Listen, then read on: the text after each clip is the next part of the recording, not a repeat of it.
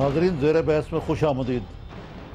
ये नया साल कुछ ऐसा चढ़ा है कि जनवरी के जितने भी दिन गुजरे हैं अभी, यानी 26 रोज़, इसमें ऑन दी एवरेज देखें तो हर रोज़ एक से ज़्यादा दहशत गर्दी की वारदात हुई है। और ये दहशत गर्दी की वारदातें जो हैं, इसमें जहाँ शिया हज़रात आम शहरी के अलावा जो हमारी अस्करी क़ुव्वत है उसको बिलख़ुसूस निशाना बनाया गया। और एक दो ऐसे संगीन वाक़यात हुए कि उसके बाद मियाँ नवाज़ शरीफ जिनकी जो हुकूमत है अभी तक मुज़ाकरात की रट लगा रही थी, बिलाखिर ऑपरेशन करने के बारे में असूली फ़ैसला करने पर मजबूर हो गई। और ऐसा नज़र आ रहा है कि पहली दफ़ा जो फ़ौज के नए सरबराह हैं जनरल हाइल शरीफ और हमारी सियासी हुकूमत ऑपरेशन के बारे में एक पेज पे हैं। ये यकजहती पहले कतन मफकूद थी। जनरल कियानी साहब ख़ुद भी मुतरद्दिद नज़र आते थे और नवाज़ शरीफ साहब के जो वज़ीर दाखिला हैं वो तो अक्सर कहते थे कि जी मुज़ाकरात को ड्रोन हमलों ने सैबोटाज कर दिया है। ये जब हकीमुल्लाह मसूद मारे गए तो उन्होंने कहा कि ये ड्रोन हमला जो है मुज़ाकरात पर हुआ है। अब ये जो नई तालमेल शुरू हुई है, इसमें अक्सर सियासी जमातें तो पहले ही साथ थी, लेकिन कुछ नई भी थी। मसलन इमरान खान साहब जो हैं, अब वो भी मशरूत तौर पर हमायत कर रहे हैं इस चीज़ की कि ऑपरेशन किया जाए। लेकिन ऐसे लोग हैं, मसलन दफ़ा पाकिस्तान कौंसिल, उसमें शामिल सियासी जमातें, उसमें शामिल बाज़ हज़रात यानी कि जमात इस्लामी को ले लें। मौलाना फजल रहमान ने आज मिली जुली बातें की, लेकिन वो भी कहते हैं कि अगर ऑपरेशन किया गया तो इसके नताइज बड़े खौफनाक निकलेंगे। दूसरी तरफ जो हमारे सियासतदान हैं वो ये कह रहे हैं मुसलसल कि जी अब वक्त आ गया कि आप इस मामले में फौरी तौर पर कुछ करें। लेकिन जो एक बात लम्हे फ़िक्री है वो ये है कि मियाँ नवाज़ शरीफ साहब कहते तो हैं कि इस तौर बारे में असूली फ़ैसला कर लिया गया है, लेकिन इस असूली फ़ैसले के तहत जो एक एलिमेंट ऑफ सरप्राइज़ है वो अब नज़र नहीं आ रहा कि आया ये एलिमेंट ऑफ सरप्राइज़ जब चला गया तो क्या जो दहशतगर्द जो हमारे कबायली इलाकों में और इधर उधर छुपे बैठे हैं और उनमें बहुत सारे गैर मुल्की भी हैं, वो इंतज़ार करते रहेंगे कि ऑपरेशन हो या वो अपने अपने महफूज रास्ते जो है अख्तियार कर लेंगे। आज इस बारे में बात करने के लिए हमारे साथ मौजूद हैं दफ़ाई तजिया नगार जनरल तलत मसूद साहब, मज़हर अब्बास साहब सीनियर तजिया नगार हैं। उनसे हम ये भी पूछेंगे कि इस वक्त जो सूरत हाल है इसमें तमाम तबके समेत सहाफ़ी जो हैं वो गैर महफूज तस्वर कर रहे हैं अपने आप को। और टेलीफोन पे हमारे साथ होंगे अहमद रशीद साहब।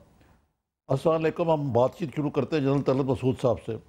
जनरल साहब, आप अभी भी बैंकॉक से वापस आए हैं, वहाँ भी कोई किसी सिक्योरिटी कॉन्फ्रेंस में आप तशरीफ़ ले गए थे?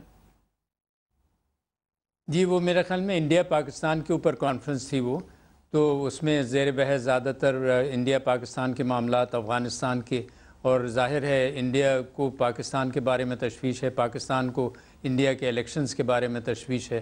तो ये तमाम बातें जो हैं वो ज़ेर बहस रहीं और ज़ाहिर है मेरे ख़्याल में पूरे ख़त्े में इस कदर इस वक्त इंतशार है और अनसर्टनिटी है, तो ये बड़ा अच्छा था कि इस किस्म की कॉन्फ्रेंस हुई और हम लोगों ने आपस में एक तरीक़े से अपने ख़यालात का एक्सचेंज किया और कुछ नतीजे पर भी पहुँचे कि किस जी पाकिस्तानी कौम को तशवीश है वो तो है दहशत गर्दी पे।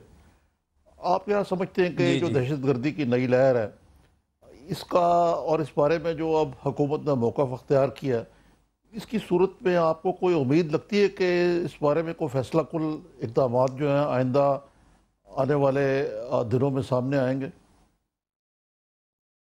लगता तो ये है कि हुकूमत के ऊपर जिस किस्म का दबाव पड़ा है, इसलिए कि वो तो पहले यही कहते रहे, जैसे आपने भी ज़िक्र किया, जिसका कि हम बातचीत करना चाहते हैं, नेगोशिएशंस करना चाहते हैं। और चौधरी निसार साहब ने तो इतनी दफ़ा बार बार कहा कि ऐसे लगता था कि इनके पास कोई और ऑप्शन ही नहीं है। देखिए, बात दरअसल ये है कि इसमें कोई शक नहीं कि हर कोई ये चाहता है कि अगर पुरअमन तरीक़े से मामलात हल हो जाएं तो इससे क्या बेहतर हो सकता है। लेकिन आपने देखा कि उसकी वजह से कितना ये जो दहशतगर्द तंजीमें हैं इन्होंने कितना इससे फ़ायदा उठाया। ان کو یہ یقین ہو گیا کہ یہ جو حکومت ہے اور جو یہ ریاست ہے وہ اتنی کمزور ہے کہ ہم جو چاہیں گے کرتے چلے جائیں گے. اس لحاظ سے انہوں نے دونوں فرنٹ کے اوپر، نظریاتی فرنٹ کے اوپر بھی اور ایک طریقے سے جو زمین کے اوپر ان کی ٹیریٹوریل ایمبیشنز ہیں یا ان کے عزائم ہیں، اس کو بھی وہ بڑھاتے چلے گئے. اور ایک قسم کا دہشت گردی کا ماحول انہوں نے ایسا پیدا کیا، اور آپ نے دیکھا کہ ان کی جو اصل مقصد ہے وہ یہ کہ تمام سیکیورٹی فورسز جتنی بھی ہیں، چاہے وہ پولیس ہو، انٹیلیجنس ایجنسیز ہوں، اور خاص طور سے ہماری افواج ہوں، ان کے اوپر حملہ کیا جائے. جو ہماری تنصیبات ہیں ان کے اوپر حملہ کیا جائے، اور پاکستان کی ریاست جی جی ان کے پاکستان کی جو جی آپ تو ان سے بھی بات کریں گے. لیکن میں یہ میں یہ کہہ رہا تھا کہ یہ تمام ان کا مقصد یہ تھا کہ سیکیورٹی فورسز کو کمزور کیا جائے تاکہ ریاست کمزور ہو جائے اور پھر یہ مضبوط ہوتے چلے جائیں. جی مظہر عباس صاحب، میں آپ سے پوچھنا چاہوں گا کہ کل مسلم لیگ کی پارلیمنٹری پارٹی کی میٹنگ ہو رہی ہے. آپ کو لگتا ہے کہ مسلم لیگ نے اپنا قبلہ کوئی درست کر لیا آپریشن کے بارے میں، یا ابھی بھی پوسٹرنگ ہو رہی ہے؟ دیکھیں، دو رائے تو پائی جاتی ہیں مسلم لیگ نون کے اندر، اور مجھے اب بھی یہ خیال ہے کہ غالباً جو وزیر داخلہ ہیں چودھری نثار صاحب، وہ اب بھی یہ چاہتے ہیں کہ مذاکرات کو ایک چانس دیا جائے. وہ الگ بات ہے کہ اب تک ہمیں یہ نہیں پتہ چلا کہ اگر مذاکرات کے سلسلے میں کوئی بات چیت اب تک ہوئی یا کوئی گروپس آئیڈنٹیفائی ہوئے جو بقول چودھری نثار کے مذاکرات کے حامی ہیں اور حکومت کو انگیج کرنا چاہتے ہیں، وہ کون سے گروپ ہے. آج تک اس چیز کا نہیں پتہ چلا، اور نہ ہی شاید مسلم لیگ نون کے اندر لوگوں کو یہ پتہ ہے. تو سب سے پہلے تو خود میاں نواز شریف کو اپنی پارٹی کو اعتماد میں لینا پڑے گا کہ اب تک کی پیش رفت کیا ہوئی ہے.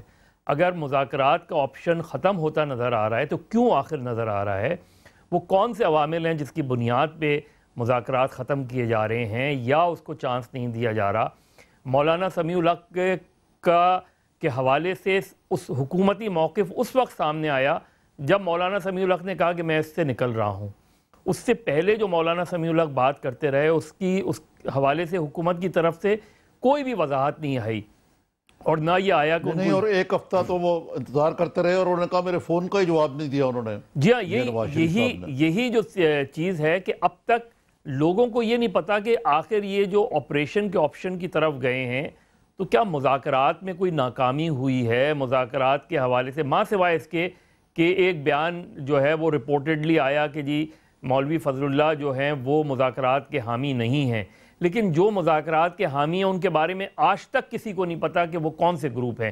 تو یہ جو ہے یہ ایک سیکریسی جو ہے اس سے بہت زیادہ نقصان پہنچ رہا ہے. اور یہ آج دیکھیں عمران خان اور اسفندیار ولی تقریباً ایک پیج پر ہیں.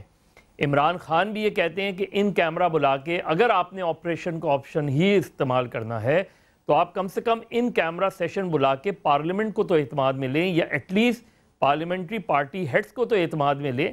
آپ اس طرح نہیں جا سکتے کہ آپ نے ابھی تک کسی کو نہیں بتایا کہ مذاکرات ناکام ہو گئے ہیں یا مذاکرات میں پیش رفت نہیں ہوئی یا مذاکرات نہیں چاہ رہے.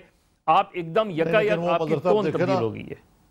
آپ نے اے پی سی بلائی تھی 4 ماہ پہلے، کچھ بھی نہیں رنگا آگے. آپ نے کہا ہم ایک سیکیورٹی پالیسی دیں گے. نثار صاحب کی وہ پالیسی اس دن آئی جس دن کے آپریشن جو ہے وہ شروع ہونے کا ایک میرے خیال سے آرمی چیف نے نواز شریف صاحب کو فون کر کے کہا انف از انف، اور وہ پالیسی دھری کی دھری رہ گئی. تو لگ رہا ہے کہ ایونٹس جو ہیں وہ حکومت کو پیچھے چھوڑتے جا رہے ہیں. یہی سب سے زیادہ جو گورنمنٹ کی نروسنس ہے یا گورنمنٹ کو سمجھ میں نہیں آ رہا وہ یہی ہے. دیکھیں اے پی سی بھی ایک طرح سے نان اسٹارٹر رہی. اے پی سی نے ایک مینڈیٹ تو ضرور دیا حکومت کو، لیکن کوئی میکینزم نہیں دیا، اور نہ ہی حکومت نے کوئی میکینزم ڈرا کیا مذاکرات کا. آج بھی یہی ضرورت ہے. ضروری نہیں ہے کہ آپ آل پارٹیز کانفرنس بلائیں، آپ جو چیدہ لیڈرز ہیں ان کو بلا لیں. آپ عمران خان کو بلا لیں، آپ مولانا فضل الرحمان کو بلا لیں، آپ سابق صدر آصف علی زرداری کو بلا لیں. یہ جو 5-6 لیڈرز ہیں ان کو بلا کے ایٹ لیسٹ آرمی بریفنگ دے کہ اب تک کی سچویشن کیا ہوئی ہے. چودھری نثار صاحب یا میاں نواز شریف خود بتائیں کہ ان لوگوں سے ہمارے رابطے ہوئے تھے، ان سے رابطے. جب تک آپ یہ نہیں بتائیں گے اور ایک دم آپ اوفینسو پہ چلے جائیں گے تو اس کا فال آؤٹ بہت برا ہوگا، کیونکہ گورنمنٹ پارلیمنٹ کنفیوز رہے گی، پولیٹیکل پارٹیز کنفیوز رہیں گی، لوگ کنفیوز رہیں گے، اور آپ ایک اوفینسو پہ چلے جائیں گے. اچھا، جنرل صاحب سے میں پوچھنا چاہوں گا، جنرل صاحب بتائیے، آپ کے جیسے مظہر عباس صاحب کہہ رہے ہیں کہ مذاکرات کے اندر بھی بہت سارے پیچیدہ رستے ہیں، مذاکرات کی بات ہوتی رہی، ہوئے نہیں، آپریشن جو ہے یہ بھی کوئی اتنی آسان نہیں لگتی، it's not a piece of cake. اگر آپ سے ایک بطور جرنیل پوچھا جائے، جو کہ آپ اسٹریٹجی کے ماہر بھی ہیں، تو کیا راستہ اختیار کرنا چاہیے ہماری سرکار کو؟ دیکھیے سرکار میں سے اس مراد کو اس میری طریقے سے فوجی دیکھتا ہوں اور سویلین لیڈرشپ دونوں ہیں۔ جی جی، اس میں کوئی شک نہیں، مظہر عباس صاحب جو بات کہہ رہے تھے وہ بڑا ضروری ہے، اس لیے کہ یہ جو خانہ جنگی ہے یا جو انسرجنسی ہے، یہ ایک طریقے سے بہت مختلف ہے جو روایتی جنگ ہوتی ہے۔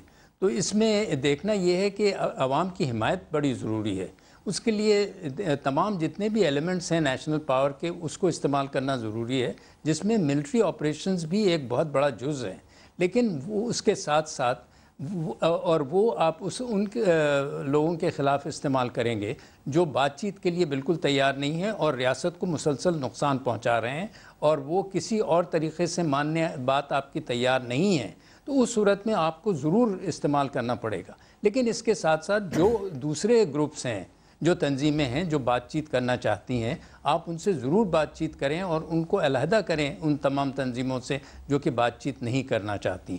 اس کے علاوہ آپ نے لوگوں کی حمایت حاصل کرنی ہے۔ جب دیکھیں اگر آپ کو عوام آپ کے ساتھ ہوں گے، اور خاص طور سے وہ عوام جو کہ بہت اس قسم سے متاثر ہوئے ہیں، یعنی فاٹا کے لوگ، ان کو آپ ساتھ لے کر چلیں، تو پھر ان کے لیے بڑا مشکل ہوگا کہ وہاں یہ مقیم اور اپنی اسٹرینتھ حاصل۔ ہمیں ایک بریک کی طرف صاحب، پھر میں واپس آپ کے پاس آتا ہوں۔ ناظرین، ہم نے یہ بھی سنا ہے کہ نواز شریف صاحب عنقریب قوم سے خطاب کرنے والے اور ان کو اعتماد میں لیں گے، لیکن اس کی کوئی ابھی تک تصدیق نہیں ہوئی، خدا کرے ایسا ہی ہو۔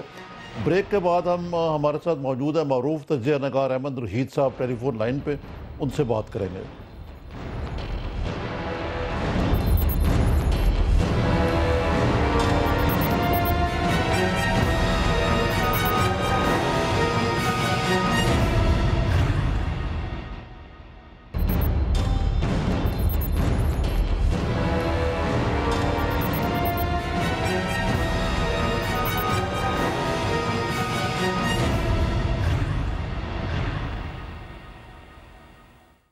ناظرین ویلکم بیک۔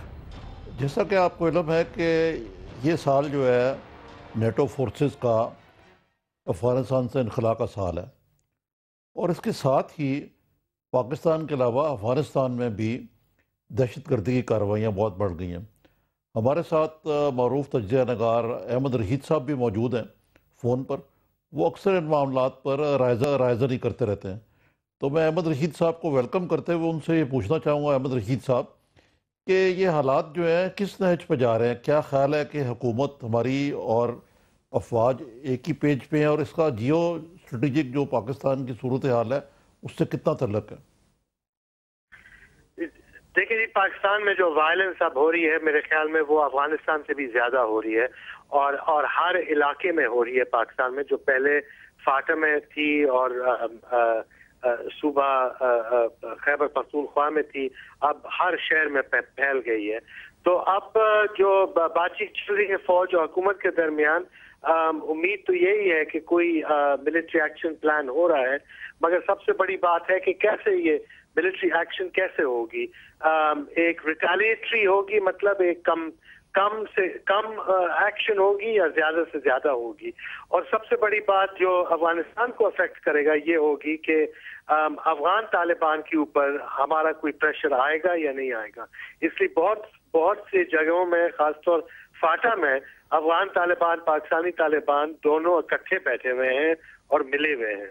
تو یہ بہت اہم اور پیچیدہ وقت ہے، اور ہم نے ضرور ان باتوں میں اب جلدی فیصلہ کرنا ہوگا۔ اس لیے افغانستان میں الیکشن بھی ہو رہے ہیں اپریل میں، اور اگر یہ صورتحال رہا پاکستان کے اندر تو اور یہ پھر زیادہ افغانستان کو بھی خراب کرے گا۔ لیکن آپ کو لگتا ہے احمد رشید صاحب کہ ہماری حکومت جو ہے اس میں فیصلہ کرنے کی قوت ہے اور فیصلہ کر چکی ہے وہ کوئی؟ حکومت نے میرے خیال میں ابھی تک چچا رہی ہے، وہ ابھی شاید پورا فیصلہ نہیں کر سکی ہے، اور پورا فیصلہ इस बारे में नहीं कर सकी है कि कैसे ऑपरेशन कितना हद तक जाएगा, कितना ऑफेंसिव होगा, या सिर्फ मिनिमम ऑपरेशन होगा या मैक्सिमम होगा।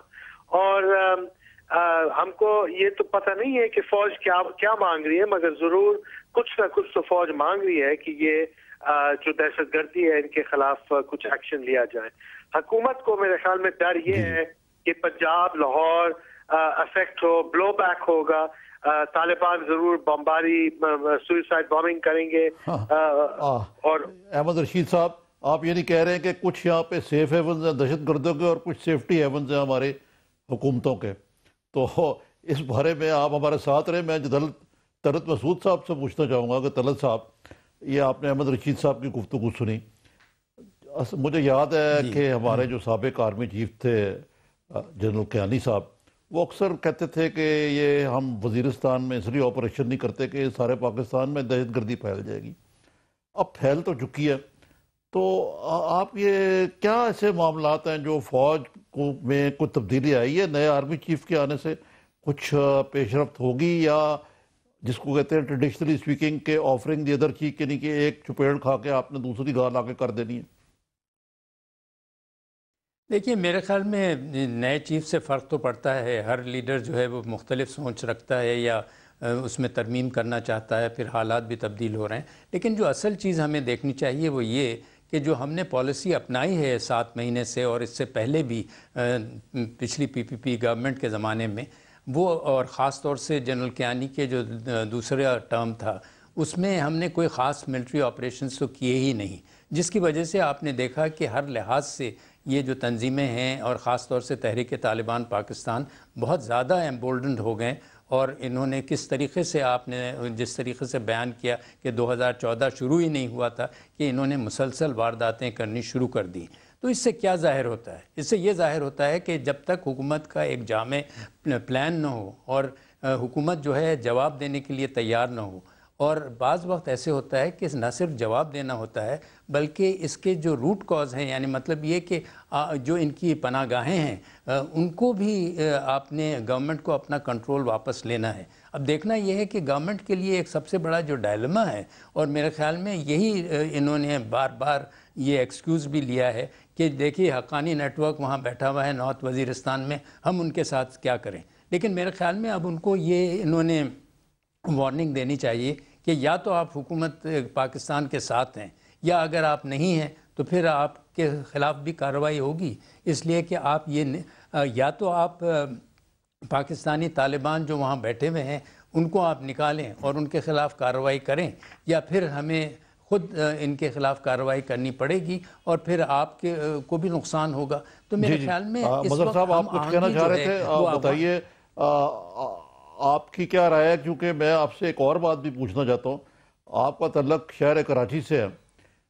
कहते हैं कि कराची में तो आप कई किस्म की दहशत गर्दी है, एक एथनिक तो थी पहले, एक और किस्म की कई माफियाज हैं, कब्ज़ा माफिया, एक्सटॉर्शन माफिया, जो भी हैं, और वहाँ पे भी तालिबान के जो सेफ हेवन्स हैं वो मौजूद हैं, और वहाँ पे ऐसे सेफ हेवन्स हैं कि जिनकी पूरी उनकी किस्म की जिस तरह हुकूमत हो, और उस सूरत में आपने देखा होगा वहाँ भी बहुत ज़्यादा अब सूरत हाल अबतर हो गई है। तो ये अगर ऑपरेशन शुरू होती है तो इसका क्या मदावा होगा? देखिए आरिफ साहब, सबसे ज़्यादा इसका मेरा ख़्याल है कराची में इम्पैक्ट आएगा। दूसरी बात ये है कि जिस तरीके से तलत साहब कह रहे थे, देखिए कोई प्लान नहीं होता। यानी अभी आपने नॉर्थ वज़ीरिस्तान में एयर स्ट्राइक्स की, उसके बाद आपको ये पता था कि इसके बाद होना क्या है। तकरीबन 13,000 लोग वहाँ से ऑलरेडी माइग्रेट कर चुके हैं। उनका जी मैं यही पहले मैंने अर्ज़ किया कि वो बैठे इंतजार करते रहेंगे, और उनके लिए कोई भी हुकूमती सतह पे कोई भी इंतज़ाम नहीं था। कि हुकूमत को ये रियलाइज़ करना चाहिए था कि वहाँ से जो आम आदमी वहाँ से आएगा उसको आपने क्या ठहराना है, उसको कहाँ रखना है, उनको किन कैंप्स में रखना है। फिर जब एक बड़े पैमाने पे अगर आपने करने का ऐलान किया है तो कराची में, और कराची देखें, कराची तो तमाम तर जितने भी इस तरह के ग्रुप्स हैं उनके लिए सेफ हेवन होता है। और ये आज की बात नहीं है, ये 9/11 के बाद भी अक्टूबर 2001 में जब अमेरिकन और नेटो फोर्सेस ने स्ट्राइक किया तो सबसे पहले जो अलकायदा की लीडरशिप थी वो कराची आई। और अगर आपको याद हो تو کراچی میں سب سے زیادہ القاعدہ ریلیٹڈ جو ایونٹس ہوئے ہیں اور ان کے سسپیکٹس پکڑے گئے ہیں. ایون رمزی بن الشیبہ جو ان کا نمبر 4 تھا اس کو کراچی سے پکڑا گیا. پھر اس کے بعد خالد شیخ محمد کے بارے میں یہ اطلاع ہے اور یہ خبر تھی کہ اس نے ڈینیل پرل کے مرڈر میں حصہ لیا تھا اور اس پہ کو بھی پکڑنے کے لیے ریڈ ہوا تھا. اور بھی کئی ایلیمنٹس ہیں. تو سیو ہیون تو ہمیشہ سے کراچی رہا ہے اور اس کی ایک بنیادی وجہ یہ ہے کہ کراچی میں ہزاروں کی تعداد میں کچی آبادیاں ہیں جن کے بارے میں آپ کو کچھ نہیں پتا کہ ان میں کون لوگ رہ رہے ہیں.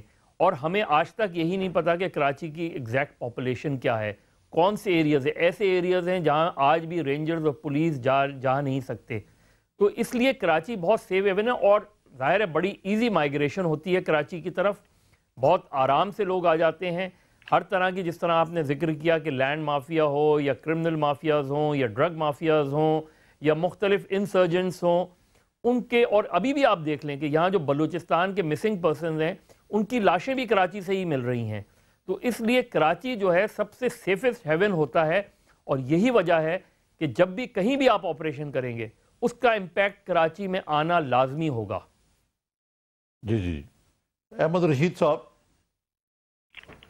میں آپ سے ایک اور موضوع پہ بات کرنا چاہوں گا. موضوع تو یہی ہے ریلیٹڈلی کہ ابھی ایئر فورس نے نارتھ وزیرستان پہ اٹیک کیا. اس میں جیسے مظہر صاحب نے کہا اس کے بعد جو امیوننٹ آپ کہتے ہیں کہ وہاں آپریشن ہے, لوگ مائیگریٹ کر رہے ہیں, دہشت گرد بھی ادھر ادھر ہو جائیں گے. تو پچھلے سال کہتے ہیں کہ ڈرون اٹیک سے تو 4 لوگ مارے گئے صرف. اب بتائیں کہ یہ ایک دم ڈرون اٹیکس جو ہیں امریکہ نے بند کر دیے, اس کے ساتھ یہ ڈرون کا کوئی ذکر ہی نہیں ہوتا. ایسے لگتا ہے کہ وہ جو کہتے تھے کہ اٹس امریکاز وار, امریکہ نے کہا اچھا اب آپ کی اپنی جنگ ہے, آپ بھگتے ہیں, آپ ڈرون نہیں کریں, اپنا ایئر فورس استعمال کریں. تو یہ جو ایک کوانٹم لیپ آیا, ایک چینج آیا, یہ کو مستقل لگتا ہے. مجھے تو لگتا ہے کہ جب امریکہ نکل جاتا ہے یہاں سے 2014 میں تو ڈرون اٹیک والی آپشن بھی ختم ہو جائے گی ہمارے لیے. نہیں جی دیکھیں, ڈرون اٹیک میرے خیال میں اب پھر بھی چل سکتے ہیں. اس لیے وہ اگر امریکن بیس رہتا ہے افغانستان میں اس میں ڈرون کے بھی استعمال ہوں گے, اور اگر نہیں تو وہ خلیج میں ان کی کشتیاں جو ہیں ان سے بھی وہ لانچ کر سکتے ہیں. اصل بات یہ ہے کہ یہ جو ڈرون ابھی سے جو رک ہے میرے خیال میں امریکہ جو ہے وہ پاکستان کی طرف دیکھ رہا ہے کہ وہ خود اب کچھ شروع کرے گا کاروبار یا نہیں کرے گا. میرے خیال میں اگر پاکستان فاتح پہ خاص طور پہ ایک اوفینسو کاروبار شروع کرے گا تو ڈرون حملے جو ہیں وہ کچھ وہ واپس آ جائیں گے اور پاکستان کی مدد میں آئیں گے. اس کا میرا یہ کہنا ہے کہ وہ ان کو ٹارگیٹنگ جو ہوگی وہ پاکستان طالبان کی لیڈرشپ پہ ہوگی. تو ابھی جو ہے میرے خیال میں امریکہ پوز میں ہے, وہ دیکھ رہا ہے کہ پاکستان خود جو ہے وہ پہلے اپنا قدم اٹھائے اور افینسو کچھ کرے اور پھر وہ آ کے مدد کرے گا. آپ کو یاد ہوگا جب امریکہ کا پریشر تھا پہلے کیانی صاحب کے اوپر, تو امریکہ کہتا تھا کہ آپ ادھر سے حملہ کریں, ہم افغانستان سے ان کو روکیں گے اور ادھر سے ہم حملہ کریں گے. اب افسوس کی بات ہے کہ ہم نے 2-3 سال سے کچھ نہیں کیا اور وہ اب آپشن نہیں رہا ہے. اس لیے امریکن فوج جو ہے وہ ابھی کوئی کنڈیشن میں نہیں ہے, صرف 30,000 رہ گئے ہیں ادھر, اور وہ کوئی کنڈیشن میں نہیں ہے کہ وہ ادھر سے ہماری مدد کریں. احمد رشید صاحب آپ بتائیے, اگر میں آپ سے پوچھوں کہ کیانی صاحب نے 6 سال میں کیا کیا تو آپ کیا کہیں گے؟ واز ہی ویری, ان کے ہوتے ہوئے کوئی دہشت گردی بڑی کم ہوئی, پاکستان کو محفوظ چھوڑ کے گئے یا زیادہ غیر محفوظ ہو گیا آج؟ نہیں, میرے خیال میں ان کا جو آخری 2-3 سال ہیں وہ تو ظاہر ہے کہ دہشت گردی بہت زیادہ بڑی ہے اور صرف فاٹا میں نہیں رہی ہے مگر پورے ملک میں بڑی ہے. اور خاص طور یہ جو شیعہ سنی فسادات جو ہیں کراچی میں جو فسادات ہیں, سچویشن بہت ڈیٹیریٹ ہوا ہے. جی احمد صاحب. جی میرا خیال سے لائن کٹ گئی احمد رشید صاحب کی.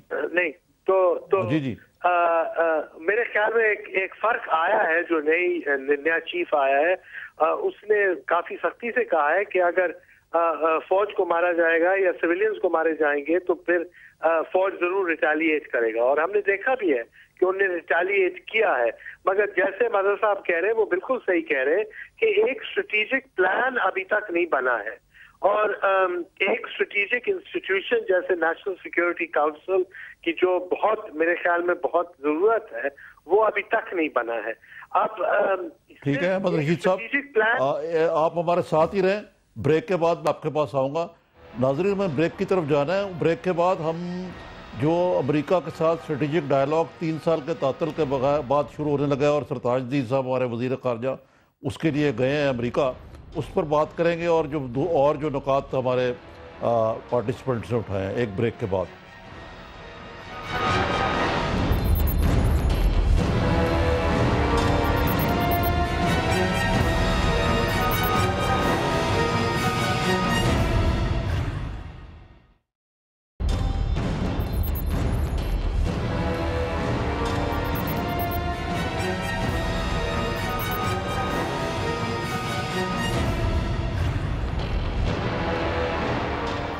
ناظرین ویلکم بیک. ہم گفتگو آغاز جنرل طلعت مسعود صاحب سے کرتے ہیں. جنرل صاحب، یہ آپ کے علم میں ہوگا کہ سرتاج الدین صاحب جو ہمارے ایڈوائزر آن فارن افیئرز ہیں، یہ جی واشنگٹن جا رہے ہیں اسٹریٹجک ڈائیلاگ کے لیے جو کہ 3 سال کے تعطل کے بعد شروع ہو رہا ہے. تو کیا آپ دیکھتے ہیں کہ جو اینڈ گیم ہے افغانستان میں اور پاکستان میں جو صورتحال ہے، جس طرح احمد رشید صاحب نے کہا کہ امریکہ اور پاکستان کے درمیان کوئی بہتر کوارڈینیشن ہوگی یہ وار آن ٹیرر سے نپٹنے کے لیے؟ جی میرے خیال میں کوشش تو یہی ہوگی، اس لیے کہ دونوں ممالک کے مفاد میں ہے کہ آپس میں کوارڈینیشن کریں، اور خاص طور سے افغانستان اور پاکستان دونوں کے لیے بھی یہ بہت ضروری ہے کہ آپس میں تعاون ہو، اور بہت حد تک امریکہ جو ہے اس میں مدد کر سکتا ہے. دیکھیے 3-4 چیزیں ہیں. ایک تو سب سے پہلے یہ کہ امریکہ کو اس وقت دلچسپی ہے کہ پاکستان جو ہے وہ اپنی سرحد کو کنٹرول کرے، تاکہ یہ نہ ہو کہ جب اس کا انخلا ہو رہا ہو تو مسلسل اس کے اوپر دباؤ جو ہے پاکستان کی پناہ گاہوں سے ہوتا رہے. دوسری بات یہ ہے کہ پاکستان کا چونکہ اثر و رسوخ ان کے اوپر ہے، طالبان کے اوپر کم سے کم یہ ان کا خیال ہے، تو وہ دیکھنا چاہتے ہیں کہ کس حد تک پاکستان جو ہے افغان طالبان کے اوپر اپنا دباؤ ڈال رہا ہے، تاکہ بات چیت کا سلسلہ جو ہے وہ شروع ہو. اور اگر وہ شروع ہوتا ہے، لیکن لگتا تو نہیں ہے کہ کوئی خاص اس میں کامیابی ہوگی، لیکن کوشش تو کرنی چاہیے. ابھی تک تو کوئی نظر نہیں آئی صاحب. اور جی اس کے ساتھ ساتھ میرے خیال میں یہ بھی کوشش ہے کہ افغانستان اور پاکستان کے دونوں ممالک میں تعلقات بہتر ہوں. وہ میرے خیال میں بڑی حد تک کچھ اس میں پیش رفت ضرور ہوئی ہے، اس لیے کہ نواز شریف صاحب نے بڑی کوشش کی ہے کہ کارزائی صاحب سے اعتماد حاصل کیا جائے، اور میرے خیال میں اس وقت جو تعلقات ہیں وہ بہت پہلے سے بہت بہتر ہیں.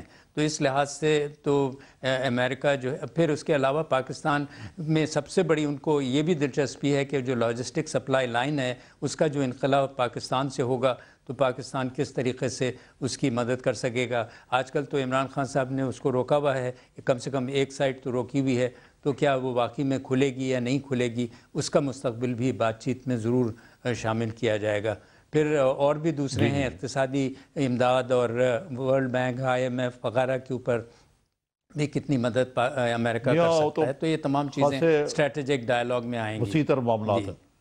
جی مظہر عباس صاحب، دیکھیے جی عمران خان صاحب جو ہیں آپ نے دیکھا ہوگا، وہ تو اب 3 مہینے ہو گئے انہوں نے نیٹو سپلائیز روکی ہوئی ہیں، لیکن جیسے طلعت صاحب نے کہا کہ کچھ بہتری پیدا ہو رہی ہے پاکستان اور امریکہ کے تعلقات میں. 3 سال کے بعد ڈائیلاگ تو کم از کم ہو رہا ہے، لیکن اس کے ساتھ ساتھ آپ نے دیکھا ہوگا کہ ایک اور بہتری پیدا ہو رہی ہے کہ زرداری صاحب اور نواز شریف جو ہیں وہ اس مہینے کے آخر میں 31 تاریخ کو یہ تھر کول کے پروجیکٹ جو ہے اس کے افتتاح پہ اکٹھے ہوں گے.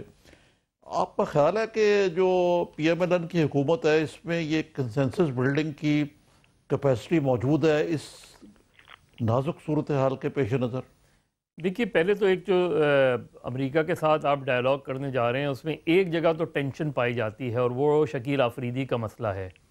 اور اس چیز کا امکان ہے کہ چاہے براہ راست اس گفتگو میں اسٹریٹجک ڈائیلاگ میں یہ بات آئے نہ آئے، لیکن سائیڈ لائن میں ضرور یہ بات ہوگی، کیونکہ امریکہ یہ زور دے رہا ہے اور اس نے لنک کر دیا ہے جو امداد ہے اس انہوں نے تو امداد بھی 30 لاکھ کی ہماری ڈالر کی بند کر دی ہے نا، اسی کے مشروط کی ہے اس کے ساتھ. وہ میرا خیر اور پاکستان نے ایک پوزیشن لے لی ہے کہ وہ شکیل آفریدی کو، اور ظاہر ہے پاکستان کی ڈومیسٹک کے حوالے سے بھی، اور شاید پاکستان کی فوج بھی اس چیز کے حق میں نہیں ہے کہ شکیل آفریدی کو ہینڈ اوور کیا جائے.